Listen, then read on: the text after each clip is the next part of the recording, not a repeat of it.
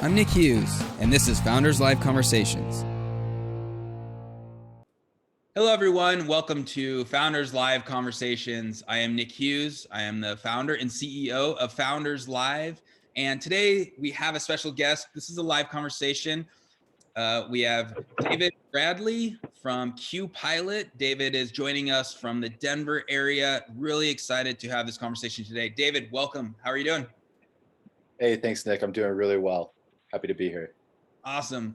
This is fun. Hey, we're having a conversation here, and we also have our Founders Live podcast that we record many conversations with many different founders and entrepreneurs. But this is unique in the sense that this is really a live conversation. We have some people in the room that will be excited to want to interact and ask you questions as well. So for you that are here, again, this is a group conversation. We would love to have your input, questions, comments, things that you're wondering from David as we go through. The rules is let's keep ourselves on mute just so we're minimizing any background noise. But if you have a question, please just post it right in the chat and we'll bring you in. But David, as we get going here, what I would like to do first is address and thank, Galvanize as our partner in this Founders Live Conversations. We're really excited to be having Galvanize as a really strong partner of Founders Live. And I know that's really how we got introduced. And so just want to thank Galvanize for their partnership in supporting early stage entrepreneurship. But as we get going here, feel free to address that as well as tell us a little bit more about yourself and a little bit of background of yourself before we get into the interview. Yeah, happy to. And also happy to shout out to Galvanize. I've been a member of Galvanize since meeting with them in Austin, in Texas. So it's been wonderful to be plugged into the Galvanize community. I think they're a wonderful part of the network that is in the startup communities in all the cities that they're in, but particularly my experience in Austin and then in Denver. I think Galvanize really helped me plug into the incredible Denver startup scene quickly, as being in the Galvanize network through co-working, through networking opportunities, pitch opportunities. It's also a lot of fun to meet with other founders there at Galvanize and other students there that are learning data science, web development, things like that. So have to commend Galvanize all the time. I love being a member there. I think it's a valuable experience for everybody. My background is really as being an expert in e-commerce. So in college, I was working a lot while I was in Austin at the University of Texas, Hook 'em Horns, in the e-commerce space for ERP companies. So a company that I was specialized in working with was NetSuite. It's now part of the Oracle family. And my specialty was always e-commerce at NetSuite. So I would help small, medium-sized businesses implement different integrated solutions that they wanted. Frequently, that'd be like an online store on like WooCommerce or Shopify or BigCommerce or Adobe, integrating that with their NetSuite ERP system, where if you don't know much about ERP, that's really how businesses use software, ideally in the cloud, right, to run all their operations and scale them up at large, from inventory, order management, finance and accounting, all of these critical operations that you use to scale your business. So my background in terms of how that brought me to QPilot was I was actually building solutions kind of like QPilot for different businesses as one-off applications, helping these businesses launch delivery programs, repeat purchase programs, auto ship, subscribe and save. And we'd be doing these as one-off solutions for them each time, custom, bespoke for them. Brings a lot of value, right, to help build a great program we can integrate with your best customers, your repeat purchasers. Business to business, business to consumer, same idea, right? Always integrating with an online experience that helps the merchant kind of plan their inventory, their purchasing for their customers. So it was really doing that time and time again as a consultant with NetSuite and integrated platforms that made me believe that this would be a really important thing to develop as a SaaS company, so that you could integrate with this web service in general, no matter what your platform was, and not have to rebuild it over and over as a custom application. Yeah. And I'm really excited to get more into the kind of the nitty gritty of the business and the technology, because I think it's actually really interesting. Excited to get there. I want to start more around, why entrepreneurship. You were working for a larger organization, probably pulling a decent salary. Why create your own company? What was the draw around you choosing entrepreneurship as a journey and a path in your life? I think it's a very common experience with people that do client facing work, that you're going to be exposed to problems in the market space that really make you very curious, right? Why do I see this problem getting solved over and over again, right? It kind of screams opportunity to you. So I think if you have a little bit of inspiration from people around you who maybe are already entrepreneurs. I know my father had his own business when I was growing up, so I already had a little bit of an idea of why that might be cool, also why that might be really hard, right? But that willingness to kind of sacrifice maybe some of your own security and take that leap, I think comes from being inspired by those around you who have done it before and kind of paved that way so that you know that it's possible. Obviously, reading books is a really good thing to get into. There's some wonderful books about, how to sell ideas that you have and really see if they've got some legs. Something I've learned to be a very big believer in is using sales very early on in the startup process to validate the idea in the market. But I think for me personally, it was a combination of being inspired by those around me, being able to talk about my ideas with the startup community, starting in Austin and then even in Denver, to try to see, kind of feel it out. Like, what do I need to do to make this idea turn into a business? And then kind of making that leap is, I think, a big discussion that people have either with their significant others and knowing that they're going to need some support to do that, at least some emotional support at the very least. But practically as well, you start talking to those around you about what is this going to take? I think I've got a really good idea that I want to chase. I think people are often surprised as first-time founders how much encouragement comes out. But I was very inspired by working with clients. I think a lot of people get that inspiration for their product idea or their solution or the thing that they want to launch because they see it in their work day to day and they get inspired by that opportunity. Well, and is it we can do this better? Is it we see, or I see almost a larger angle for a more profitable business, a bigger market? What was it that you were, just trying to get to that like, there's a thing I think that all entrepreneurs, it's either screw it, I don't want to work with or for this company, for any other boss. I just want to run my own company. It's we see things that maybe are more advantageous than the company that I'm working for is seeing and attacking. Might have a unique insight. What was it that you think sum up where you were like, I'm gonna go do this? Yeah, so two things. One, it was kind of like what you're talking about of like, wait, why doesn't such a large company offer a better solution for this? Why do we keep having to build something in addition to what's already being sold? You might be aware, if you're looked at NetSuite or something like it in the past, it's a pretty big investment that a business makes. So you typically expect software from large vendors to be able to do all these different things, right? But the kind of dirty secret is always like there's some things that software solutions do very well and other things that they don't. And that's just kind of what it is. And when you find those things, kind of like I locked in on, of wow, this idea of scheduling an order for the future, something that QPilot's basically built to do, it's not done very well in these large software companies. It's not solved by these other systems that we try to integrate with either. It really kind of motivates you to look into it further. And then the second piece is that I was encouraged early on when I was talking to people about my idea, saying, hey, I think we should build a web service to do this as an integration so that we can stop building it, one off all the time. You get challenged, right? If you talk to smart people in your network saying, well, I don't think that's a good idea. I think people just build it themselves.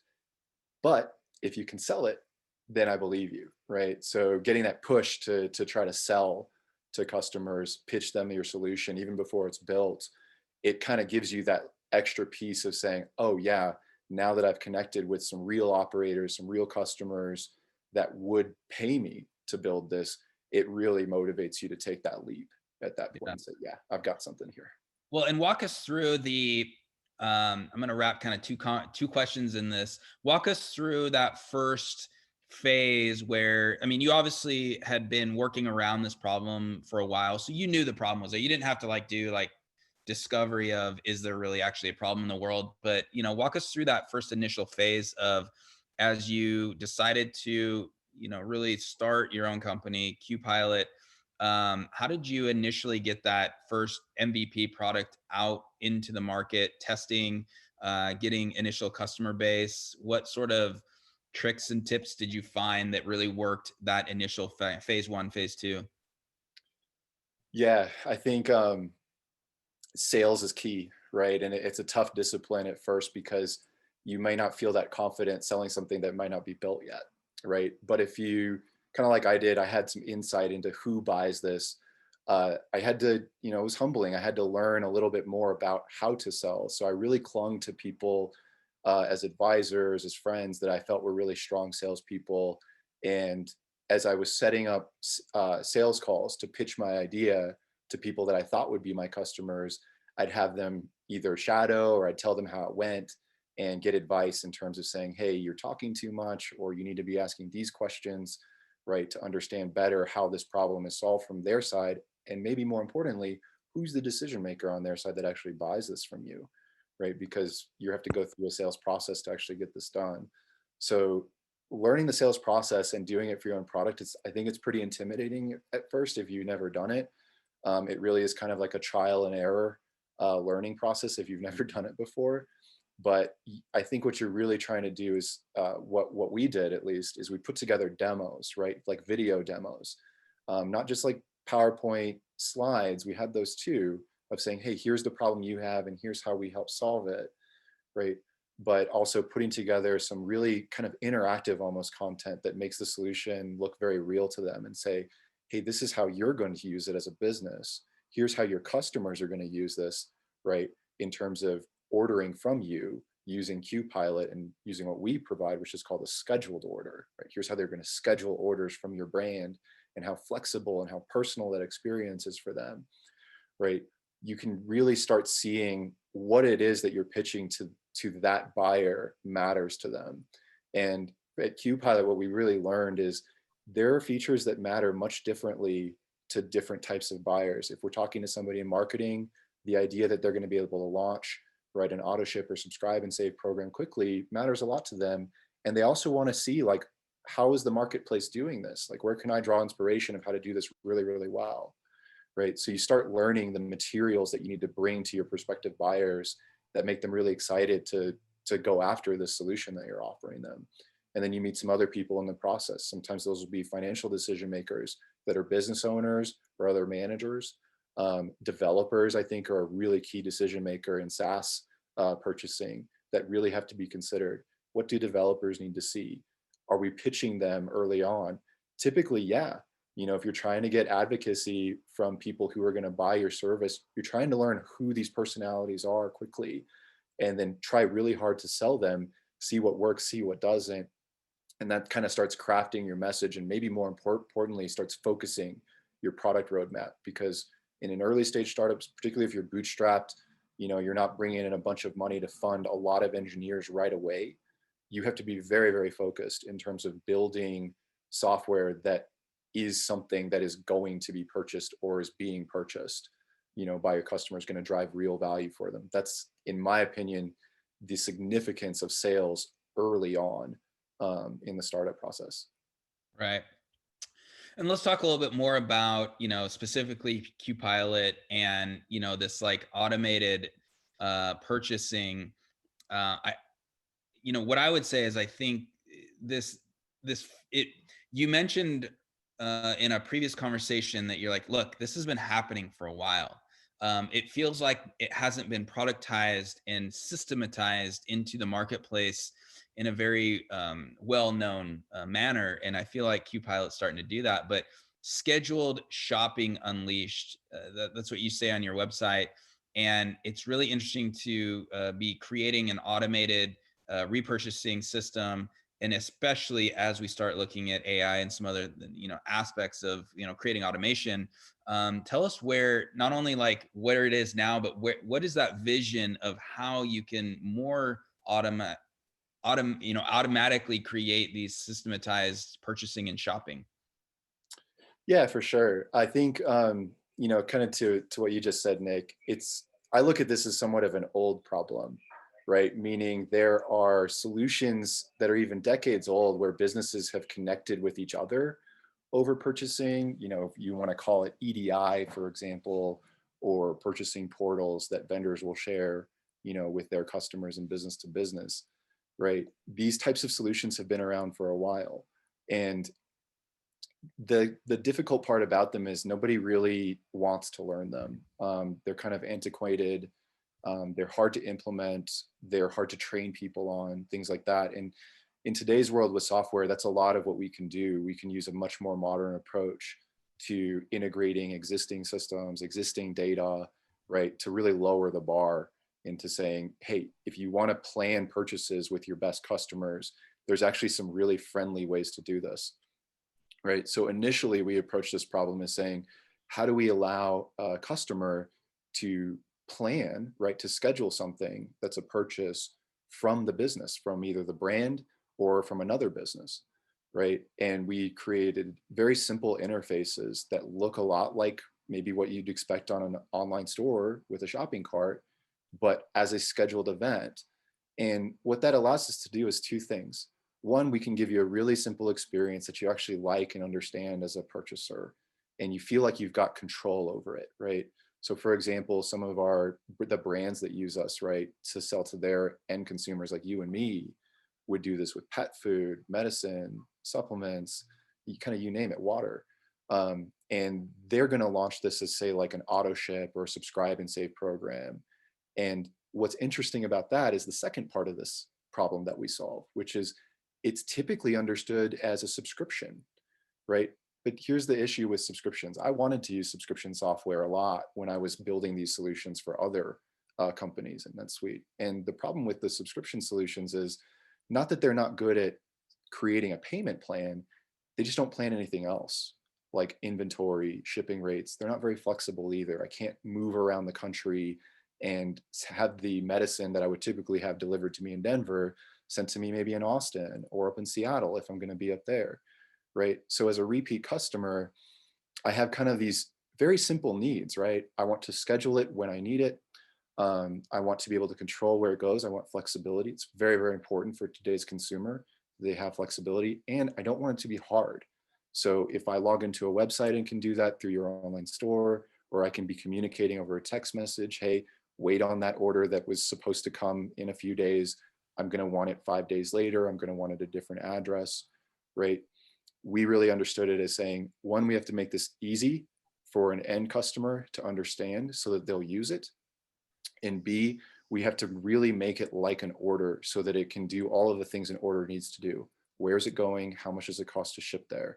Are there potential discounts that this customer has earned that they get a break on pricing for, right?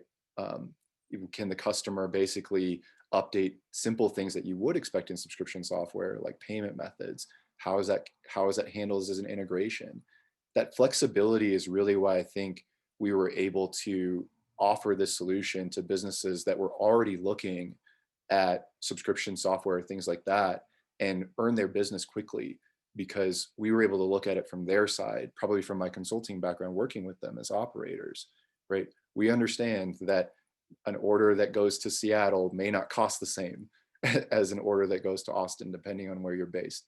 We understand that automating a recurring payment is more of an integration with a payment gateway than it is a subscription billing plan when it comes to delivering goods.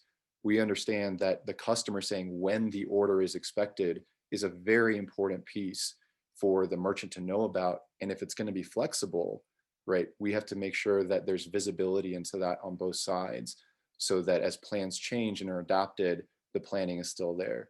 A saying that we like to say a lot in the QPilot team is, if it's scheduled, it's important, right?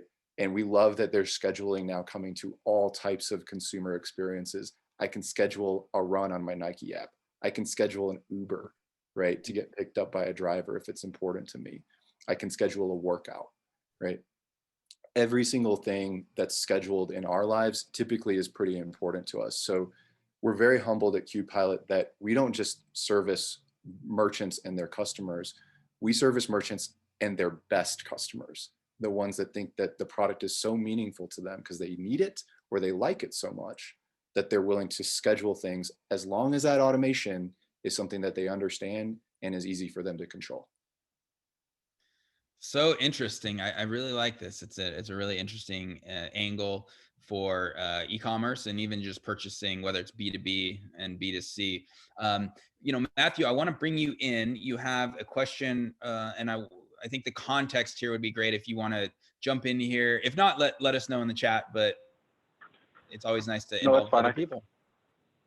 Well, yeah, when David was talking about the process of like developing sales and like proving the product through sales and different personas, like, I guess my question is kind of like specific to like, did you have a persona in mind when you started? And then like the follow-up question to that is, at what point do you realize, oh, I'm selling to different types up here, and how do I manage, because you run the risk of like trying to do too much or doing too little. So I'd kind of like to hear a little bit more about that. That's a really great question. Thanks, Matt. I think originally I was pretty locked in on the idea that marketers wanted to do this, right? I was seeing things going on Amazon, for example, where they were making ways to repeat purchase or subscribe and save. And I would try these things out, like everything from like, I don't know if you guys remember this, but they used to have like Tide buttons that they'd dole out to their customers and say, hey, hit the button for Tide, and then magically like a week later some Tide would show up. I don't think that really took off ultimately with customers, but it was really interesting, right? But what a lot of that did was kind of skew me right away to thinking, oh, this is all about marketing, right? Brands are going to want to do what Amazon does. They're going to want to be able to offer a subscribe and save option for their products. And while that was a good persona to identify, I think a lot of our QPilot roadmap for what our product did went far beyond that very quickly once I started talking and selling to operations managers and other people that I knew were part of this problem that our solution was addressing, saying, oh, it's one thing to have somebody subscribe and save to a product. It's another thing to make sure that the reporting is up to date all the time in real time, right? For somebody who's actually managing the fulfillment of that order to be able to plan for it. Because what we learned very quickly was marketers are very good typically at getting, especially if they have a great product, right, that people want to buy over and over or schedule deliveries for.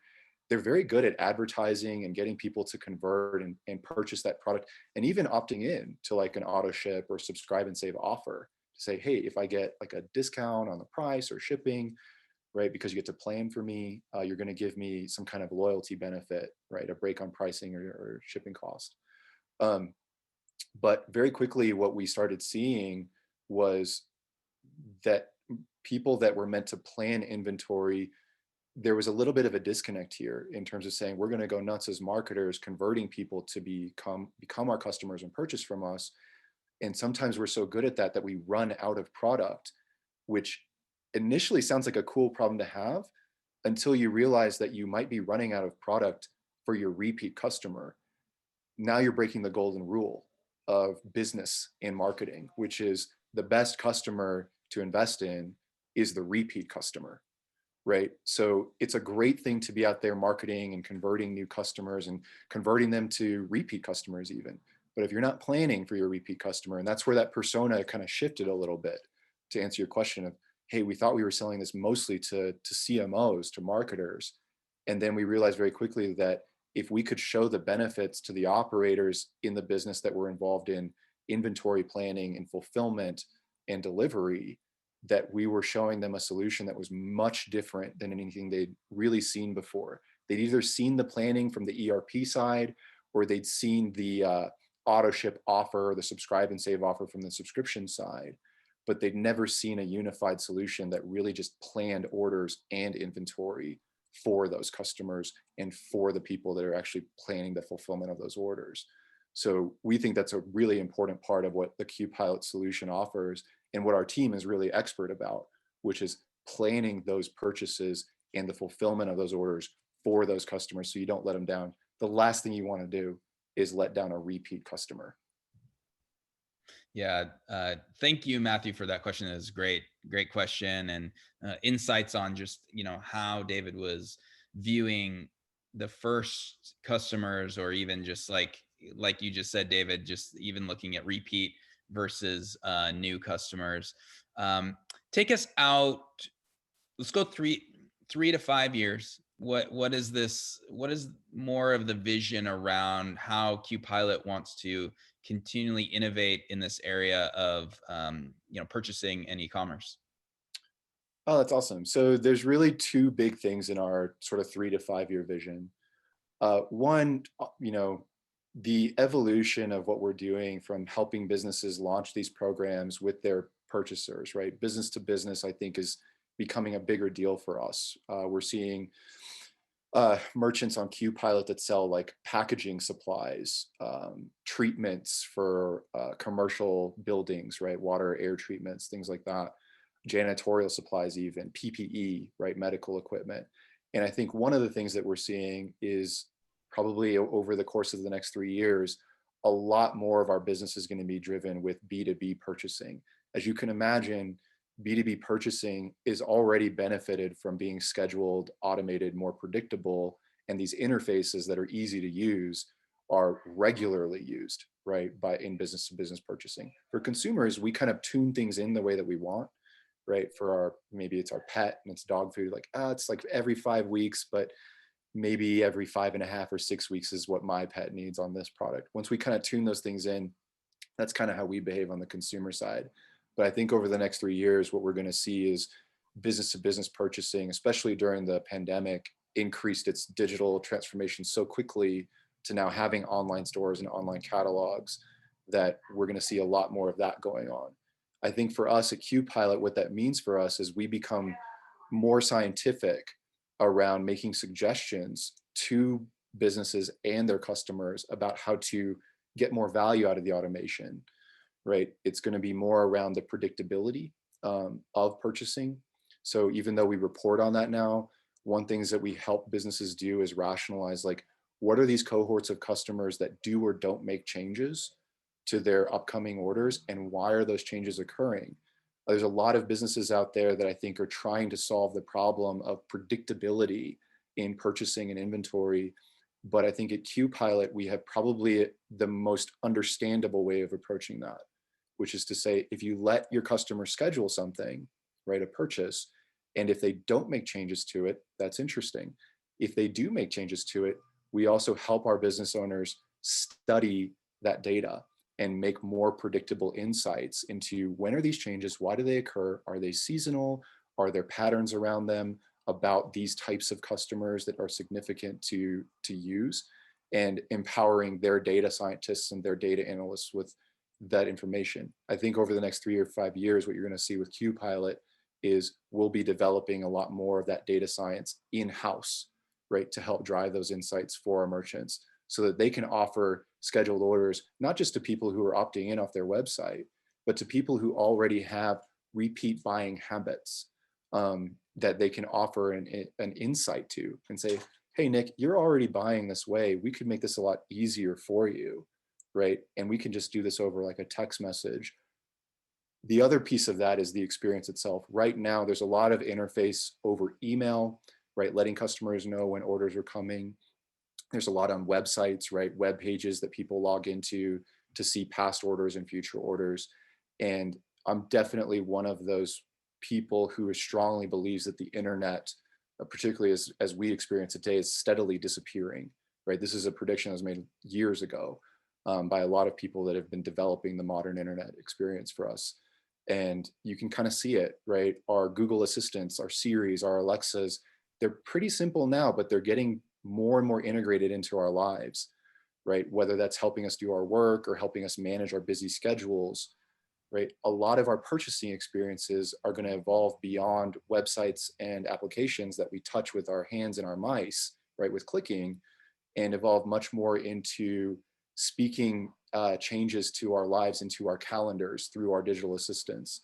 So part of why we focused on being an integration is we want people to be able to schedule orders, make changes to scheduled orders, and also integrate planning, right, that QPilot can respond to for them, so that automation is really serving their lifestyle and saying, oh, we know that Nick, for example, has an order that's scheduled. Maybe it's a meal delivery, one of our top types of businesses that uses QPilot, that's coming next week. He's not going to be in town next week, right? We should already be suggesting a change to a recurring order for you and making that happen, possibly only by interacting with your calendar and your digital assistant in 5 years from now, instead of bugging you with an email and saying, hey, do you want to make a change? Right. The applications like ourselves that are studying that a lot today and doing this through integration, we're going to be in a very good position to work with you through any of those online experiences that you yourself as a consumer integrate with, and other businesses as well. Yeah. You bring up really interesting points on this, and there's so many more things I want to chat about. So we'll get to those. But what concerns you, given the future that you mapped out there? There's a lot of automation. There's a lot of AI. There's a lot of data analysis. What concerns you that then influences your thought process as you build this out? And what I'm talking about is like the there's things going on now, but 3 to 5 years out, as future even evolves with data aggregation and analyzation, what concerns you? I mean, I don't know if it's so much as a concern as maybe something I'm excited about, but there are a lot of changes coming, especially in the US, but you can see this in other countries right now. And we work with merchants in other countries, where consumer privacy is a big deal, right? And how our data is shared, how we integrate with other systems, that it's a little bit unknown right now in the US. California is driving things forward. There's some other states that are in the US that are working really hard on this, of how do we protect consumer privacy. And that might be one of the kind of unknowns out there. You even saw this if you're a marketer. There's changes happening on Facebook right now because of government legislation. And these unknowns make it a little bit tricky in terms of saying like, well, how are we going to do it? Are we going to be able to do this in a way that consumers and businesses still think is very secure and that they like? But I think if you're really here for the long game, right, you're already working on ways to say, how are consumers feeling safe with the fact that we're integrating payments, scheduling for them, right, with some other technology that they're not necessarily in control of, right? So as long as you're really following along with these trends and working hard to plan your roadmaps or even productize some of this for GDPR, right? It can be as simple as saying, how are we complying with that? Allowing customers access to their data directly so that they can either remove it or cancel it or things like that. I'm actually kind of excited about that, because the way that we work with customers is to give them all the visibility up to what they have and give them control. So I think that's going to be something tricky for like app developers and tech companies. But I think if you can decide now what your philosophy is, right? So at QPilot, our philosophy is basically the customer is first. Everything works kind of towards their preference. They have control. They can stop things when they want to. They can delete things when they want to. These challenges that are coming, they're actually going to work in your favor. But if you're kind of like locked into how maybe things used to work, of saying, oh, we just use all the data under the sun all the time and not let people know what we have and not really give them much access to it, it's going to be really challenging. So I think there's a lot of challenges coming because legislation in our country is changing. Privacy is becoming a very big deal, as it should be. But if you have a philosophy, right, that your team knows and can be aligned with, you can really work together on making sure that your solution is adapting in a way that's going to make sure it's here to stay. Yeah, thank you for that. That's a very important stance, and just understanding that, I hope that, many more executives are thinking like you, so that we can form the future that we want, right? Not just default allow a future to happen, which could be troublesome. I want to shift a bit. If you were going to sum up, maybe, I know that there's so many challenges, in this path, but what was like a challenge or maybe a bigger obstacle that you experienced, especially as you started the company and getting it going? And then how did you deal with that? Yeah, definitely. I would say one of the biggest challenges I think I faced, especially as a first-time founder, is building a team. And I think a lot of founders would say the same thing. Building your team, hiring, partnerships.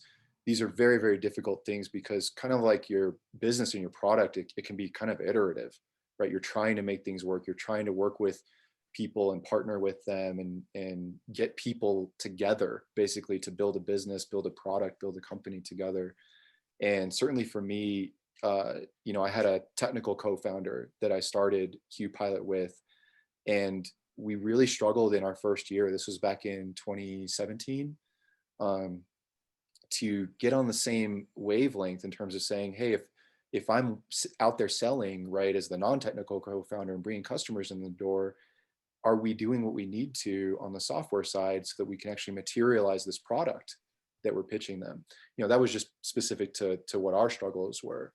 But I think the challenging part at that point was, my ex co-founder and myself, we didn't agree on some things. And I think that's pretty normal not to agree, but we did kind of reach a point during that first year where we decided, actually, this isn't going to work out.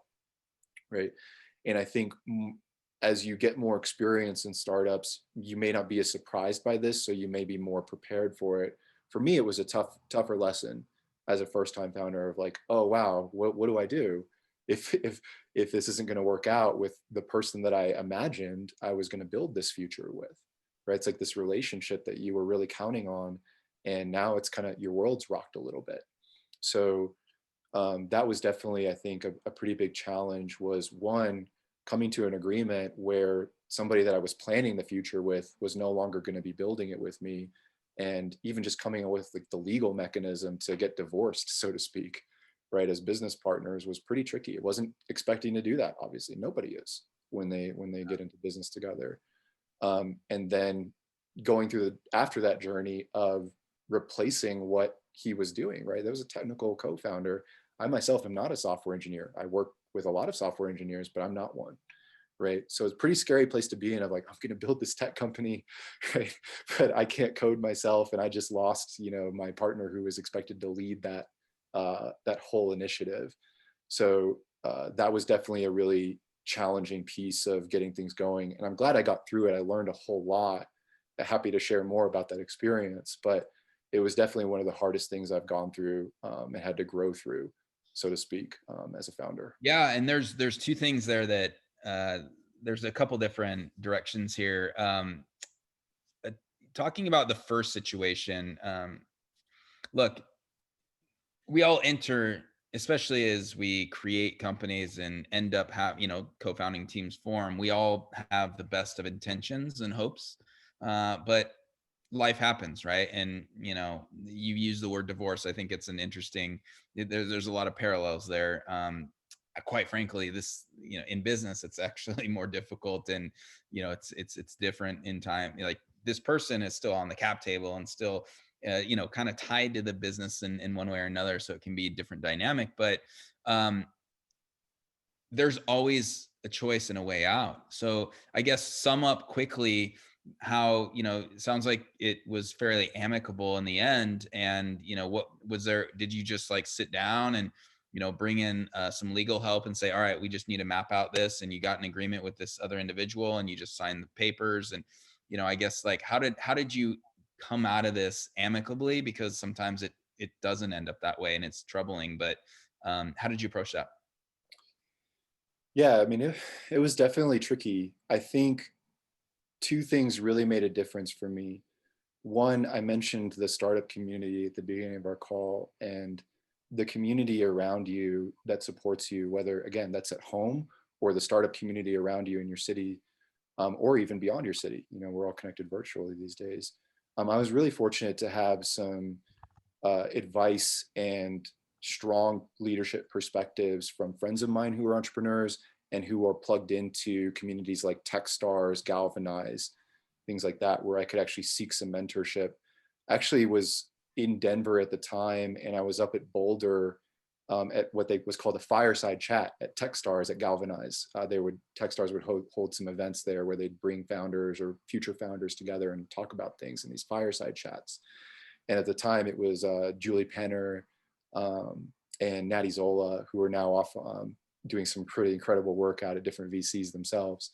But being able to lean on people like that who speak to a lot of founders in a lot of situations, one, you realize, hey, this happens. These are relationships and it's business, so it's tricky, but it's absolutely possible, and it's more common than you think.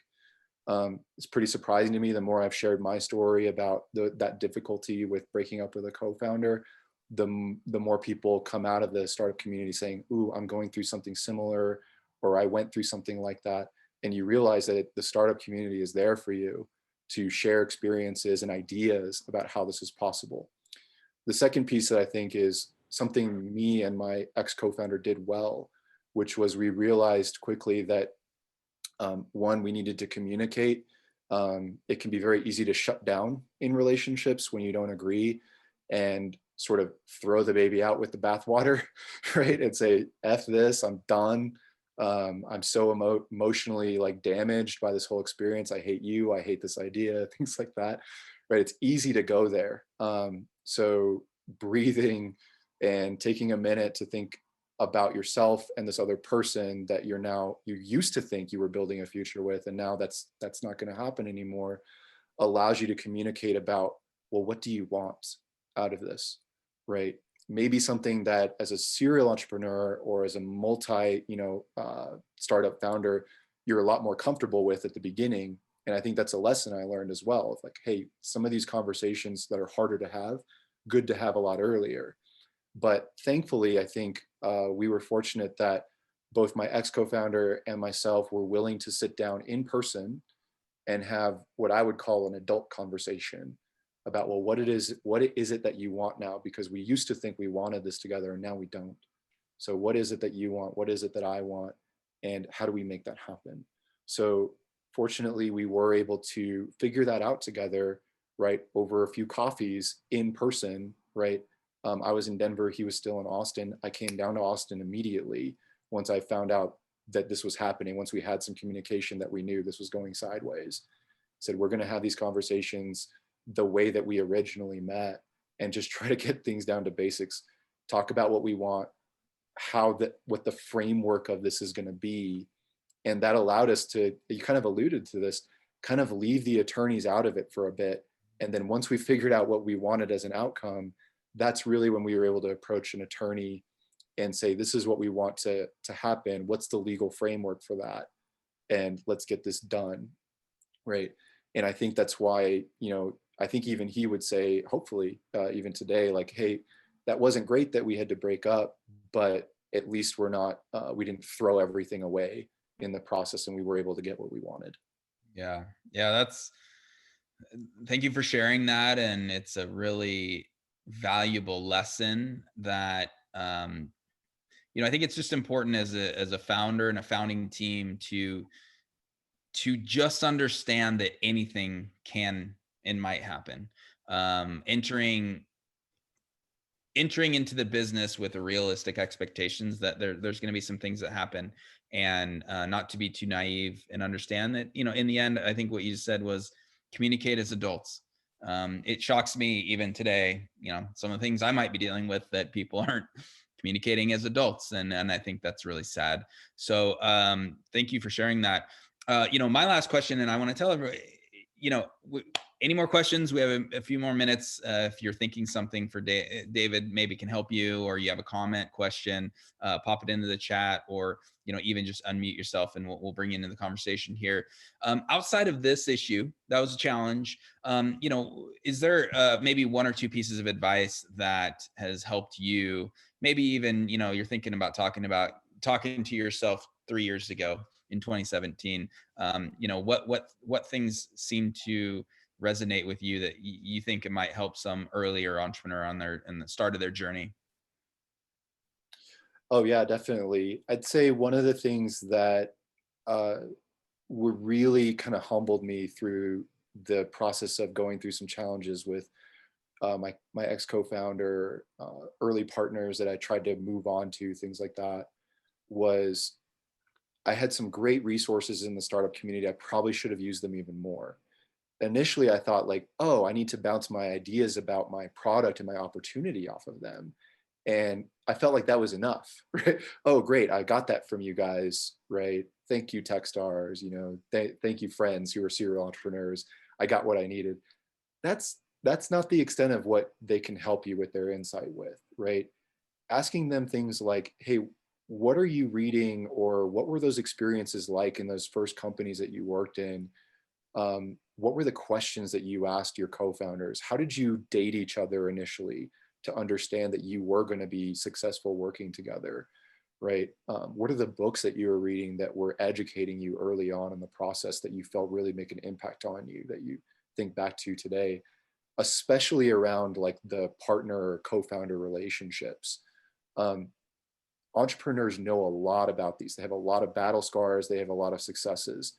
And if you can find a few that are willing to share those with you, which I think a lot of them are, again, the startup and entrepreneur community, at least the ones that I've been fortunate to be connected with, that's really the attitude. Let's all share this experience with each other so that you have different ideas, because it's never going to be like, oh, this is the legal framework to break up with your co-founder that's going to work for you. You're going to need a lot of different ideas, a lot of different perspective. And to think beyond just like, even as important as it is to have these conversations around like, how do I get out to market? How do I sell, do these things? And those are kind of the obvious things to use the startup community for.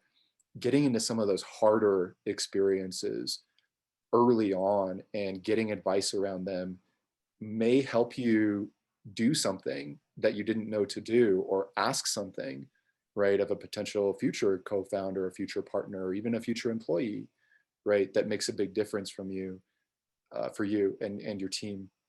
So I think everybody says that in businesses. Hiring is like the hardest thing.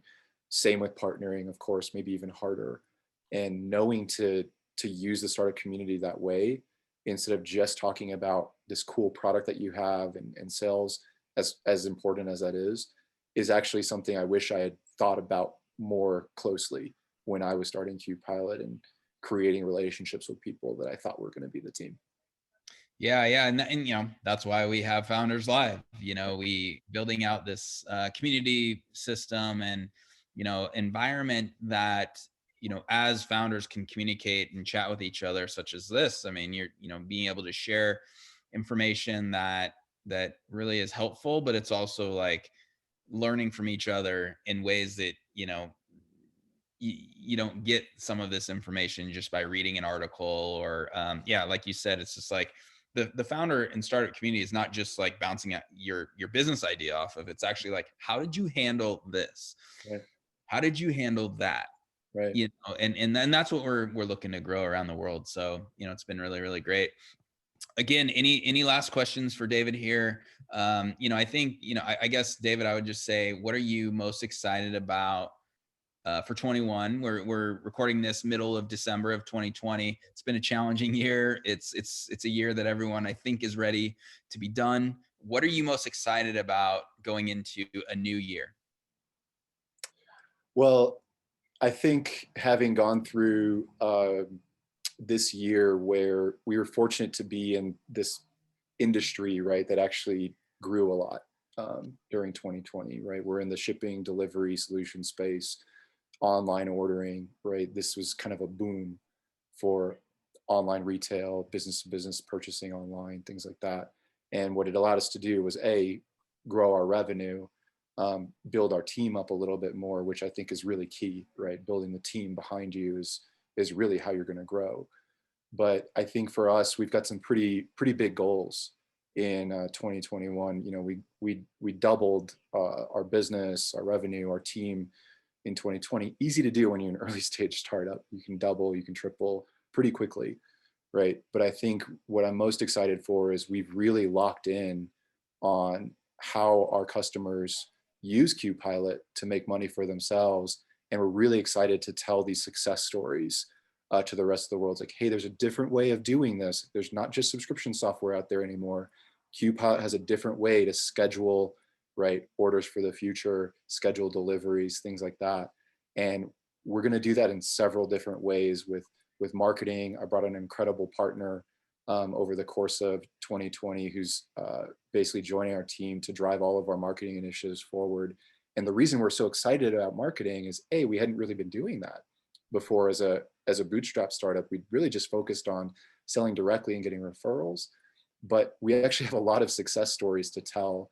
And that's probably the thing I'm most excited about in 2021 is bragging about the success of these incredible brands and B2B sellers that digitally transformed or were already doing a great job of that and then used QPilot as one of the tools to grow their business in 2020. And I can't even imagine what it's going to be like for them in 2021, having gone through this. I think we've all gotten better in our respective businesses at knowing our customer, knowing how to help them succeed as a brand who's shipping them product, or as QPilot as a software vendor who's helping them be successful with scheduling and automation.